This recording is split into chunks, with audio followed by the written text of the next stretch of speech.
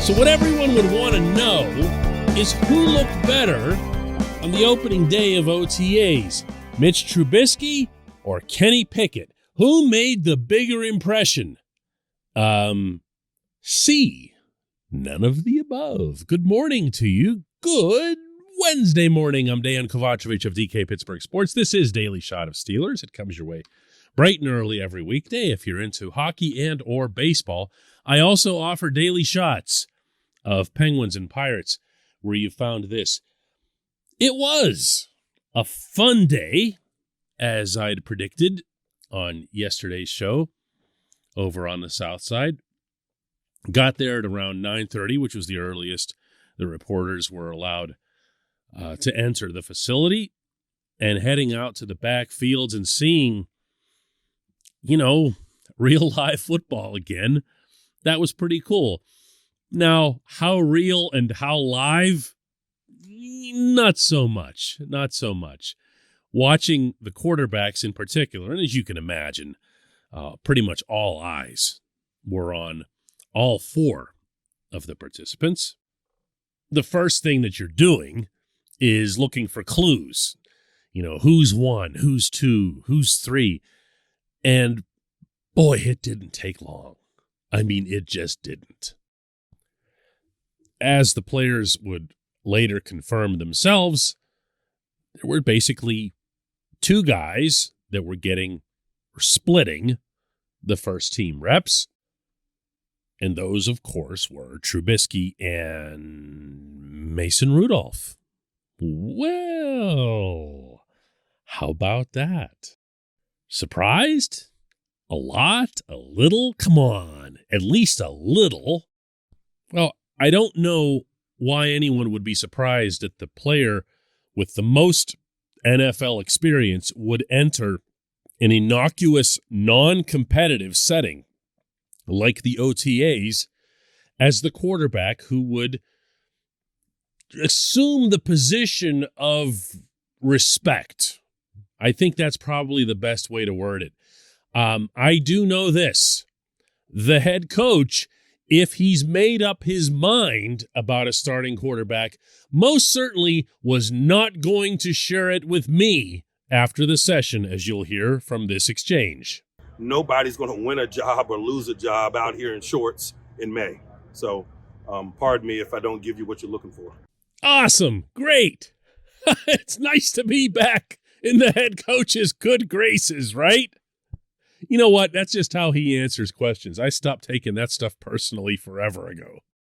The answer that I was seeking, to paraphrase the coach, was whatever it was that he had to say. And he said it. And there it was. However, it's also unmistakable from my vantage point in watching all this and to talking to the quarterbacks in the locker room that Mason Rudolph has not been buried by this organization. This portion of Daily Shot of Steelers is brought to you by Point Park University. Choose from nearly 100 career-focused programs leading to bachelor's, master's, and doctoral degrees. Choose when and how you'd prefer to do that studying, whether it's at Point Park's gorgeous downtown Pittsburgh campus, whether it's online, maybe a flexible hybrid format would work best for you. Find out more about all of this at pointpark.edu.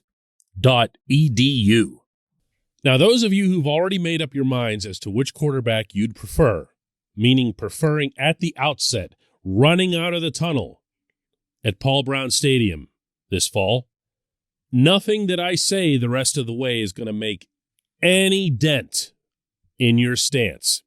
So don't take it that way. I'm not trying to convince or sway anybody about this quarterback or that quarterback.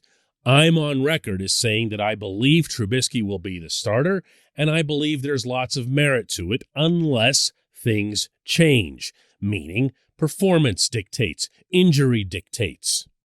As a default mode, I'm okay with Mitch starting the season. I'm also okay with not burying Mason, something else on which I'd gone on the record back when Mason was, in fact, the only quarterback the team had in the fold. As Mason himself reminded me when I asked after the session, basically how he's feeling about the current setup. Yeah, I think each year I've been here, there's been competition, there's been guys. I mean, you look back, I just looked back the other day at a lot of guys, quarterbacks that have filtered through here. And so I think, with the opportunity to play this year, everyone's going to be competing and trying to put their best foot forward. But I'm approaching it, like I have the same mindset I had the last 4 years. Every single day, every single rep I get, I'm trying to make the most of it and get better. I think, there's some things with the offense that have changed post-Ben, and we're trying to just get up to speed and see what we like, see what concepts we prefer over others. And, I think leadership, perspective, I think it's, able to step up a little bit more this year and kind of be vocal. And, you look at, we are a young offense, and there's a lot of young guys that need to step up and that have stepped up, from a leadership perspective, but I'm excited to do that. And that's a pretty good response. Had his chin up, laughed, talked about needing to exhibit leadership, as you heard there in his response to me. And he stood there and took every question as it came, even as a group of reporters was surrounding Trubisky off to another side of the locker room. When I was done with Mason and everyone had been done with Mitch, I walked over to introduce myself to the latter and to welcome him to Pittsburgh, courtesy I try to get around to extending to every athlete that I cover on all three teams. And he struck me in a brief conversation that we ended up having as kind of in the same spot, meaning he feels like he's got to try a little extra hard, both on and off the field. He, too, referenced leadership. He, too, referenced the type of offense that he's going to have to be leading. And he, too, spoke boldly about not shying away from competition of any kind. Now, where does this leave Pickett? Well, remember that Pickett had rookie camp a couple of weeks ago, and Pickett was noticeably not around in the locker room when it was open. And that's an astute move, I think, on his part. The whole know your place thing. He is the rookie. He just walked in. On one hand, yes, he's going to have to take charge. He's going to have to show his own leadership traits because that's just part of being a quarterback. But there's also a measure of humility that's expected from your teammates as well as your coaches, something that even someone who was brought in to be such an automatic starter like Najee Harris last year, he exhibited in his own way. This is going to be fun. This is going to be fascinating, the way this summer plays out. But what you won't hear on this show is me describing it as some sort of two-quarterback race. It's not. Lots of things can happen.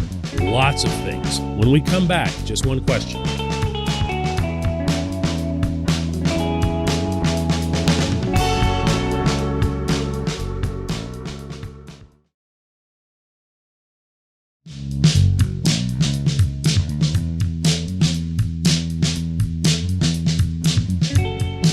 Back. It's time for Just One Question, and that's brought to you always on this program by the personal injury law firm of Luxembourg, Garvin, Kelly, and George. LGKG. They represent people who are hurt in car accidents who need assistance with workers' comp and medical malpractice claims. The attorneys at LGKG have been designated super lawyers, capital S, capital L, for the past 15 years. And yes, that is a real thing. The super lawyer designation is reserved for the top 5% of all attorneys in Pennsylvania. Learn more about them at lgkg.com or by calling 888-842-5454. And today's J1Q comes from Ryan Bowling, who asks, DK, what do you think of Omar Khan becoming the new GM? And I'm glad you came through with this one, Ryan, because there's no way I was going to get through the whole episode without bringing that up. I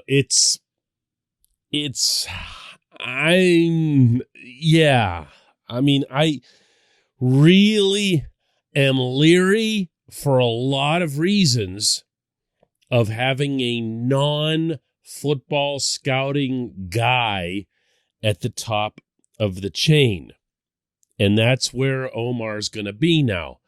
Now, Omar himself will tell you, and not without some cause, that he's been around football an awful lot himself, away from the salary cap and away from the numbers and the agents and everything else, that he feels he's gotten a good grip on being able to evaluate football talent himself.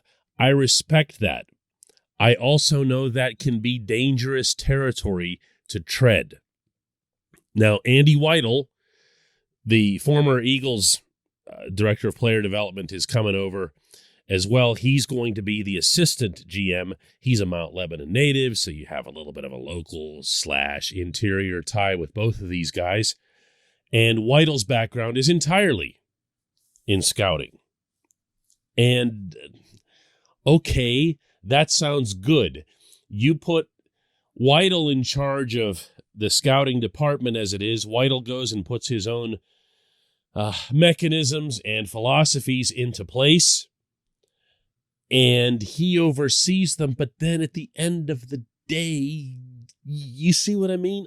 I'm not saying that it can't work. I'm saying that there's a reason that I liked the idea of Brandon Hunt being the one who would become elevated to that position, because Hunt's background is and was in football evaluation, and he was shoulder to shoulder with Kevin Colbert for many years. Now, Omar has been too. Has it been in the same capacity? Has it been drawing the same information? I don't know that. We can't know that. In fact, we won't even know that after there's a press conference and they answer the questions to that effect, because why would they admit something like, nah, Kev never really included him in those things? It's just not going to come about. So I'm not going to sit here and go, yay, woo, whatever, to this move. I do applaud, and have throughout the process. I think the Steelers could have probably gotten away with about 10% of the effort that they put into this. Instead, not only did they interview 16 people originally, 6 of them for second interviews or callbacks, and then still had Hunt and Khan in for final interviews, even though they've been around these guys like forever. So whatever went into vetting out Hunt, I'll trust that aspect of it, because that couldn't have been easy. It can never be easy in any employment lineage to tell someone who's been around you forever, hey, by the way, I don't think you're good enough for this next thing. That had to be painful, I'm sure, for all parties, including Hunt. But at the same time, they ended up with a situation where, and this is something that I'd begun talking about 3-4 months ago, they were going to have a 2-person figurehead of some form. They were going to have somebody who was going to be the cap guy and somebody who was going to be the scout guy. I just didn't think it would be in this order, but I also can see where they wouldn't have wanted to bring in Weidel from the outside and say, you're the GM, over, now it would have been 2 guys who'd been with them forever. So if it sounds like I'm speculating within that, yeah, okay, I apologize for that. I'm just trying to share my thoughts on it, which is what you asked for, Ryan. We're going to know a lot more after the press conference, but at the same time, we're going to know a lot more after years, presumably, of observing these two atop the hierarchy. I appreciate the question, Ryan. And by the way, I have to say good morning to Ryan. Ryan is one of those people who in our YouTube comments is right there like every day and says, good morning, DK. And I always give him a little heart or a good morning back. So now I can do that with the J1Q. We'll do another one of these tomorrow.